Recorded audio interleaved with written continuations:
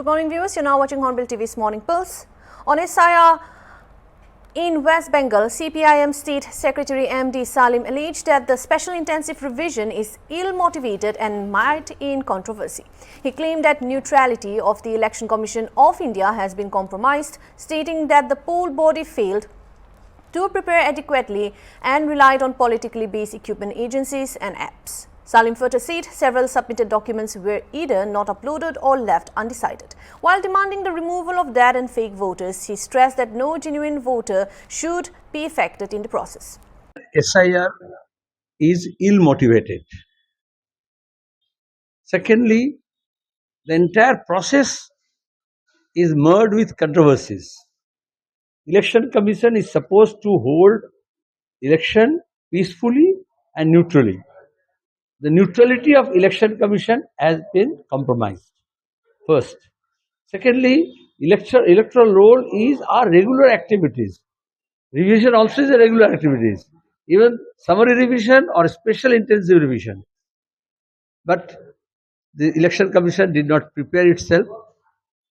They got some machineries, equipments, advisors, agencies, apps, which is directly politically biased. The source will be unearthed later, how this RSS Sangh Parivar's program is being implemented by this ECI. And in Bengal particularly, the state government also, the machinery and the ECI, from the beginning, they instead of working in a coordinated manner, they work for cross purposes. Crossing swords is not going to help the process. And this is how we have seen how the officers who were engaged for this, they were under tremendous pressure from both BJP and TMC because of their own political game plan. The same officers who are hand in gloves with the state administration or central administration against all corrupt practices, all anti-people measures, against loot of the natural resources, they could not take decision. It's unbelievable. All the documents which were submitted were not loaded. Those which are loaded were not decided. And now, where this mapping was there, we have seen many of the people were thought that they are now cleared. After mapping, particularly targeted Adivasis, Matuas, refugees, Muslims, married women, and vulnerable sections, they were targeted. And now 61 lakhs people are being targeted, and summarily, immediately, the BJP and RSS saying that they are Rohingyas, Bangladeshis, infiltrators. So then you can make this 2 plus 2. That means the BJP's game plan, RSS game plan, campaign, and the outcome of this SIR at the moment is very clear. So we want all the dead voters must be removed, all the fake voters must be removed, but no genuine voters should be affected. And this religion and region-wise profiling of voters is unconstitutional. We will go to the last end. Without proper electoral rolls, no proper election can be held in Bengal. Joint Commissioner Sanjay Kumar Jain and Delhi Police carried out Operation Aghat 4.0 on March 1 to 2 ahead of Holi to crack down on bootleggers and drug peddlers and habitual offenders. Nearly 4,000 people were rounded up with over 975 taken in preventive custody. More than 220 arrests were made under the NDPS Act and other laws, including the Arms and Excise Acts. Police seized 35 firearms, 23 knives, over 19,000 liquor quarters, 475 vehicles and recovered stolen motorcycles and mobile phones. He said the operation aimed to send a strong message to criminals and ensure a peaceful Holi in Delhi. मुझे बताते हुए बड़ी खुशी हो रही है कि माननीय सीपी दिल्ली श्री सतीश गोलजाती के नेतृत्व में ऑपरेशन आघात हम अक्टूबर 2025 से हम चला रहे हैं और इससे पहले 3 ऑपरेशन हम कंडक्ट करा चुके हैं। ऑपरेशन आघात 4.0 हमने 1 और 2 मार्च को लॉन्च किया था, कंडक्ट किया था। उसका मुख्य उद्देश्य है होली फेस्टिवल से पहले जितने क्रिमिनल एलिमेंट हैं, खासकर बूटलैगर्स, ड्रग पैडलर्स और हैबिचुअल क्रिमिनल्स, हिट शीटर, उनके खिलाफ एक क्रैकडाउन कर सके ताकि होली की आड़ में वो कोई गैरकानूनी हरकतें ना कर पाएं उसके मद्देनज़र ये पूरा 2 दिन का हमने ऑपरेशन आघात कंडक्ट किया गया था और मुझे बताते हुए बड़ी खुशी हो रही है। इस ऑपरेशन में हमें बड़ी सफलता मिली है। करीब 4000 लोगों को हमने इस ऑपरेशन के दौरान राउंड अप किया था, पकड़ा था। 975 से ज़्यादा लोगों को हमने प्रिवेंटिव हिरासत में लिया है, उनके खिलाफ प्रिवेंटिव धाराओं में मुकदमा दर्ज किया है। 220 से ज़्यादा लोगों को हमने सब्सटेंसिव एक्ट में गिरफ्तार किया है, जिसमें arms act, Delhi excise act, BNS act, gambling act के अंदर कानूनी कार्रवाई की है। करीब 550 से ज़्यादा लोगों को हमने ड्रिंकिंग इन पब्लिक प्लेस के तहत प्रोसिक्यूट किया है। 475 से ज़्यादा गाड़ियां हमने 66 DP एक्ट में जमा की हैं। हमने 6 प्रॉपर्टी ऑफेंडर भी पकड़े हैं, जिनसे हमने करीब 9 मोटरसाइकिल और 20 मोबाइल स्टोलन मोबाइल रिकवर किए हैं। इसके अलावा हमने आर्म्स एक्ट में भी भारी सफलता मिली है। हमने 33 केसेस आर्म्स एक्ट में दर्ज किए हैं, जिनमें हमने 35 वेपन रिकवर किए हैं, जिसमें 12 हमने फायर आर्म्स और 23 नाइफ्स रिकवर किए गए हैं। और दूसरी बड़ी सफलता हमको बूटलेगर के खिलाफ मिली है। हमने करीब 60 केसेस बूटलेगिंग के दिए हैं, जिसमें दिल्ली एक्साइज एक्ट के अंदर पर्चा दर्ज किया है। 19,000 से ज़्यादा क्वार्टर इस दौरान हमने सीज किए हैं, ताकि होली के दौरान कोई भी इलीगल शराब ना बिक पाए, ड्राई डे का पूरा ऑब्जर्वेंस हो। तो ये सब बड़ी कार्रवाई का एक ही उद्देश्य था, क्रिमिनल को होली से पहले एक बड़ा संदेश जाए। पुलिस मुस्तैद है, चार चौबंद है और कोई भी बड़ी हरकत दिल्ली में अनटूवर्ड इंसिडेंट होली के दौरान ना हो। कितने समय में ये ऑपरेशन दिल्ली पुलिस के द्वारा चलाया जाता है? सदर्न रेंज में हमारा एक ध्येय रहता है कि हर महीने ये ऑपरेशन रहे। जनरली 40 से 45 दिन की एवरेज अवधि में ये ऑपरेशन हम करते हैं। सर, एक तरफ ऑपरेशन आघात 4.0 चलाया गया होली से पहले और कल होली है, तो होली के त्योहार को लेकर क्या कुछ सुरक्षा व्यवस्था के इंतजाम किए? मैं आपके माध्यम से बताना चाहूँगा कि होली पे दिल्ली पुलिस ने बहुत ही पुख्ता इंतजाम की है। हमारा डिटेल डेवलपमेंट प्लान तैयार है। इसके अंतर्गत हमने ट्रैफिक पुलिस के साथ मिलकर इंटीग्रेटेड चेकिंग प्लान बनाया है, जिसमें 65 ऐसे पॉइंट चूज किए हैं जहां पर ट्रैफिक पुलिस के साथ मिलकर लोकल पुलिस चेकिंग करेगी। उनके पास एल्कोमीटर भी रहेंगे, ताकि ड्रंकन ड्राइविंग पर तुरंत प्रोसिक्यूशन हो सके। साथ ही साथ rash driving, negligent driving, triple riding without helmet, उन सब पर भी तुरंत कार्रवाई की जाएगी, चलानिंग की जाएगी। इसके अलावा 200 पॉइंट हमने और ऐसे चूज किए जहां पर पुलिस बैरिकेडिंग चेकिंग रहेगी, ताकि कोई भी हुड़दंगबाजी या ऐसी मिसकंडक्ट ना कर पाए। करीब 2500 से ज़्यादा हमारे दोनों जिलों के स्टाफ, पुलिस कर्मचारी इस ड्यूटी में रहेंगे, अलग अलग गश्त करेंगे। मोबाइल पेट्रोलिंग की भी पूरी व्यवस्था है।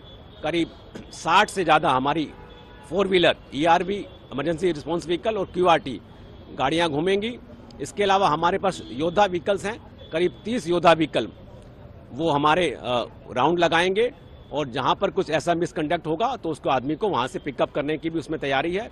तो फास्ट रिस्पॉन्स, स्विफ्ट रिस्पॉन्स हमारी ये हॉलमार्क रहेगा। साथ ही साथ हमारे पास एंटी रोड व्हीकल और रिजर्व फोर्स, हमारे ACP, इंस्पेक्टर और DCP, इनके साथ अलग अलग रिजर्व फोर्स भी रहेगी, इलाके में गश्त करते रहेंगे। और हमारा आपके माध्यम से ये संदेश है कि होली का त्यौहार एक स्नेह, प्रेम का और सौहार्दपूर्ण का त्यौहार है। इसको उस भावना से बनाएं।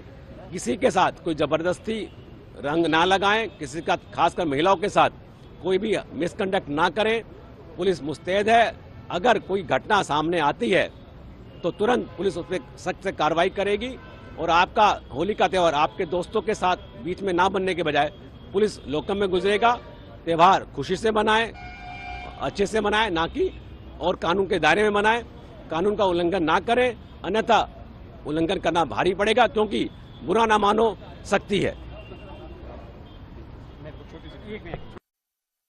Dr. Ravi Vemuru, President of the Andhra Pradesh Non-Resident Telugu Society, said nearly 10 lakh Telugu people from Andhra Pradesh are currently in 7 Middle Eastern countries and Iran, with the situation evolving daily amid the ongoing conflict. He said initial panic among residents has eased, with many feeling supported by local governments. However, several people were stranded in Dubai and Kuwait due to flight disruptions.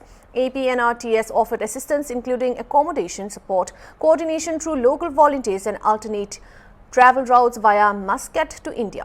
While airspace in Dubai, Abu Dhabi and Saudi Arabia has reopened, Bahrain remains the worst affected, with reports of shortages and evacuations to shelters. Local coordinators are arranging food and support, and the Andhra Pradesh government is closely monitoring developments. We added that a new challenge has emerged. So many Telugu workers in construction and oil and gas sectors are now being classified as essential workers by host countries, preventing them from returning to India despite receiving pay.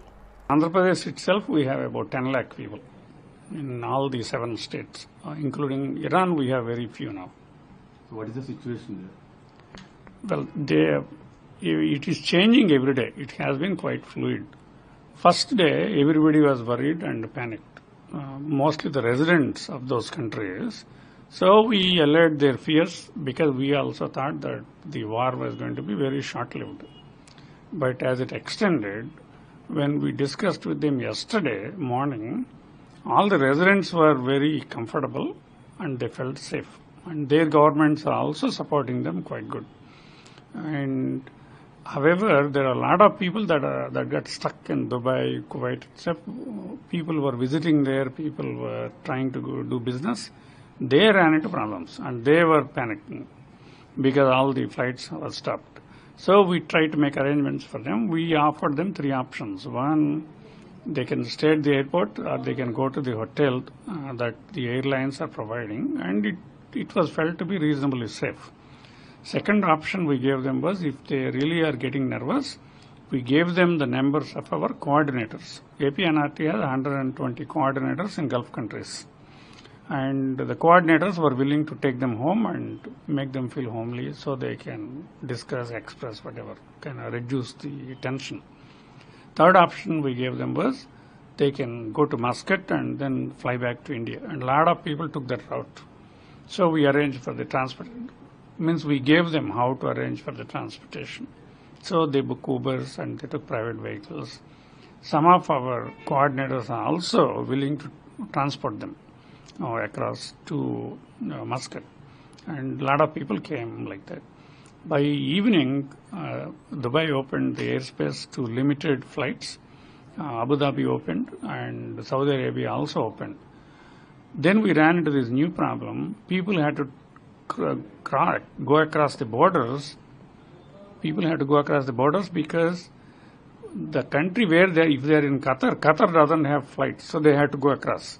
So getting transit visas was a nuisance, but the government there kind of worked with each other and it went good, except Saudi Arabia.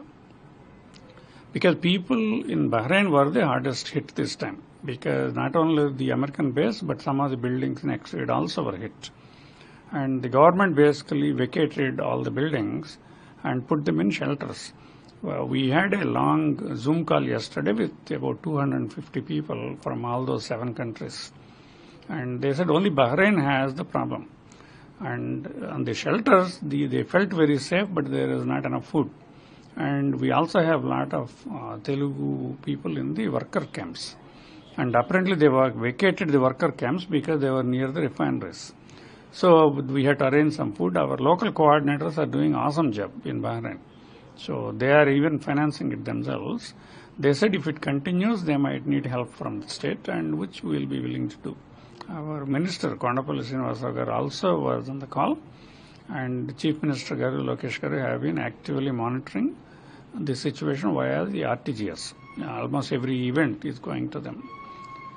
Now we ran into a new problem this morning because majority of the people who are living there, who are considering coming to India to avoid the war, the local governments have declared them as essential workers because most of them, our guys, work in construction or in oil and gas. Once they declare them as essential workers, they can't leave and they can't work either, but they do get paid. So this is the problem that we will have to deal with today. Congress MP Imran Masood expressed condolences over the assassination of Iran's supreme leader Ali Khamenei, calling the loss of any Head of state deeply unfortunate. Masood said India and Iran share centuries-old civilizations ties and described the relations as nearly 3,000 years old. He added that he met Khamenei's representatives in India to convey his condolences. The Congress leader also remarked that Iran has historically shared a special bond with India, particularly during the era of Mahatma Gandhi and Jawaharlal Nehru, rooted in an ideology of humanity and mutual respect. देखिए, किसी भी मुल्क के head of the state का जाना बहुत बुरा होता है और ईरान के साथ हमारे सदियों पुराने ताल्लुक हैं। खामनेई साहब का इस तरह से जाना, उनके ऊपर आक्रमण करके उनका इस तरह से कत्ल किया जाना, उनकी मौत के ऊपर अपने शोक संवेदनाओं को लेकर के मैं आया था और मैंने यहाँ के सामने वहाँ के जो सुप्रीम लीडर हैं, उनके रिप्रेजेंटेटिव इंडिया के अंदर बैठते हैं, उनसे मैंने मुलाकात की और संवेदनाएं दी अपनी। क्या बातचीत हुई, क्या उन्होंने कहा? तो उन्होंने कहा कि ईरान और हिंदुस्तान की दोस्ती, ये खामनेई साहब कहते थे कि ईरान और हिंदुस्तान की दोस्ती 3000 साल पुरानी है और पंडित जवाहरलाल नेहरू ने डिस्कवरी ऑफ इंडिया जो लिखी, उन्होंने कहा कि वो उन्होंने 4 बार पढ़ी और उन्होंने मुझसे खुद कहा कि हिंदुस्तान को जानने के लिए डिस्कवरी ऑफ इंडिया पढ़ो। और वो बहुत सारे पढ़े लिखे और काबिल लोगों के मुकाबिल जानकारी हिंदुस्तान के बारे में रखते थे और गांधी जी से और नेहरू से जैसे खास रिश्ता, उस आइडियोलॉजी के साथ खास रिश्ता ईरान का हमेशा रहा जो इंसानियत के लिए रहा और ईरान हमेशा इस बात का पक्षधर रहा कि इंसानियत जिंदा रहनी चाहिए। आज सोनिया गांधी जी ने भी जो है वो ईरान के सुप्रीम लीडर के मारे जाने पर भारत की खामोशी पर जो है वो आश्चर्य जताया है, इस पर क्या कहेंगे? देखिए, ये बहुत बात विचलित कर रही है। ईरान जो हमारा पारंपरिक मित्र है और जहां से हमारा व्यापारिक साझेदारी बहुत ज्यादा है, तेल का 50% आयात हमारा उधर से ही होता है और उसी रूट से होकर आता है। ऐसी परिस्थिति में जब आप यूएई से भी बात कर रहे हैं, सऊदी से भी बात कर रहे हैं, आप इजराइल से भी बात कर रहे हैं, तो हिंदुस्तान को न्यूट्रल नजर आना चाहिए और न्यूट्रल हमारी पॉलिसी है, हमारी विदेश नीति है। लेकिन ईरान के लिए 2 लफ्ज भी नहीं बोले गए आपके, तो ये बहुत ज्यादा आश्चर्यचकित भी करता है और दुखी भी करता है। क्या भारत को ईरान के साथ खड़ा होना चाहिए? देखिए, भारत हमेशा पक्षधर रहा है कि शांति रहे, हम लोग शांति के दूत रहें। तो शांति के दूत हम तभी बन पाएंगे जब हम न्यूट्रल होंगे और न्यूट्रल होकर हम लोग विश्व गुरु बनने की जो बातें आप करते हैं, तभी आप बड़े भाई की भूमिका में आ सकते थे कि आप उनके यहाँ कत्ल हुआ है, उनके हेड ऑफ द स्टेट गए, तो आप उनके साथ भी बात करते और बात नहीं हो पा रही युद्ध के हालात में, तो कम से कम आपका एक बयान आता कि इस तरह से इनका जाना बहुत गलत है। हमला ईरान ने नहीं किया, हमला ईरान पर हुआ। हमला ईरान ने नहीं किया, हमला तो ईरान पर हुआ। और ये जो दादागिरी पूरे विश्व में हो रही है, इस दादागिरी के खिलाफ तो कहने कोई ना कोई तो बोलने का साहस करेगा। 2 foreign nationals have reported being stranded at Pentagon International Airport following widespread flight disruptions linked to ongoing conflict in West Asia. A German traveler said his 10:25 a.m. local time flight to Dubai with onward connection to Dusseldorf was cancelled due to the war. He claimed that despite repeated attempts since yesterday, there has been little to no information from the airline after a 3-week holiday across Bengaluru, Mysuru, Madikeri National Parks, Gokarna, Palolem, Panaji and Baga Beach. He said the only issue they now face is the lack of updates. He added that the only available direct flight to Frankfurt was priced at €8,000, calling it unaffordable. We are from Germany and in the morning we have had a flight at 10:25 from here to Dubai and then from Dubai to Germany, to Düsseldorf, but it's cancelled because there's a war. We try since yesterday to get another flight or anything, informations from Emirates, but there's not much. We have nothing.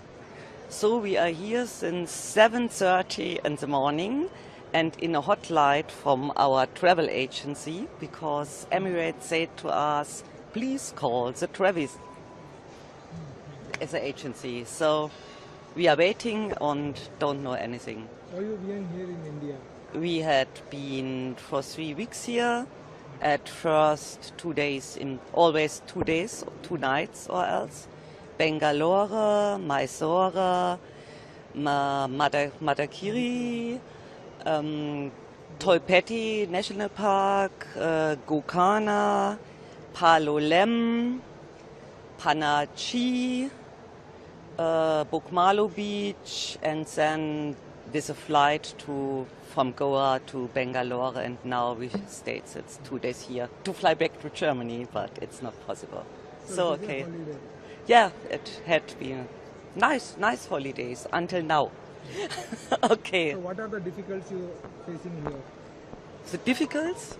No difficulties. We have had no difficulties No, for our going travel. to- Now we have the difficulties that we have no informations. We have no flight, no informations, and we had seen yesterday only one flight directly from here to Frankfurt for 8,000 euro. Sorry, it's too expensive to pay. So you're looking for help. yes, we are waiting here at the hotline. It's the only thing we can do. Okay, thanks. Bye. Meanwhile, a Swiss national identified as Sirius said his Geneva-bound flight to Abu Dhabi was also abruptly cancelled. He alleged that passengers were first told it would be rescheduled, but it was later scrapped without clear alternatives. He is now awaiting assistance from his travel agency for rebooking a refund, noting that ticket prices have surged amid cancellations. Okay, I'm Sirius Supor, I'm 29 years old, from Switzerland, and I'm stuck in Bengal airport. So what the time, where you are going? I'm going to Geneva, and I was supposed to go first to Abu Dhabi. My flight got cancelled, and from now we don't have any informations. It's a bit cloudy, yes. So what the administration are telling, the flight administration are telling, what they are telling? What giving information about the flights? They just said first it was supposed to be rescheduled, and afterwards just purely cancelled.